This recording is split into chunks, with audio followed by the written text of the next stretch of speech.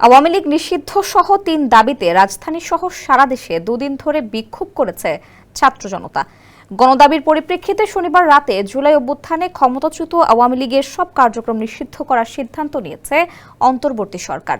সোমবার এই বিষয়ে গেজেট প্রকাশ করা হবে বলে শনিবার রাতেই এক সংবাদ সম্মেলনে জানান আইন উপদেষ্টা আসিফ নজরুল। এরপর থেকে আওয়ামী লীগের নিবন্ধন বিষয়ে সিদ্ধান্ত নেওয়ার আগে গেজেটের প্রকাশের অপেক্ষায় রয়েছে নির্বাচন কমিশন। এ বিষয়ে প্রধান নির্বাচন কমিশনার এএমএম নাসির উদ্দিন জানান, গেজেট প্রকাশের পর দলটির নিবন্ধন বিষয়ে আলোচনা এবং সিদ্ধান্ত নেওয়া হবে। রোববার সকালে গণমাধ্যমকে কথা জানান তিনি। সিইসি বলেন, গেজেট প্রকাশের পরেই আওয়ামী লীগের নিবন্ধনের বিষয়ে সিদ্ধান্ত হবে। ওয়ালটন আবারো মিলিয়নিয়ার অফারে ওয়ালটন ফ্রিজ কিনে আপনিও হয়ে যেতে পারেন মিলিয়নিয়ার। বাংলাদেশের স্পিরিট বুঝেই সিদ্ধান্ত নেওয়া হবে। যেদিন গেজেট হবে সেদিনই সিদ্ধান্ত। সিইসি আরও জানান, জুলাই গণঅভ্যুত্থানের আলোকে পরিস্থিতি তাদের কাছে পরিষ্কার।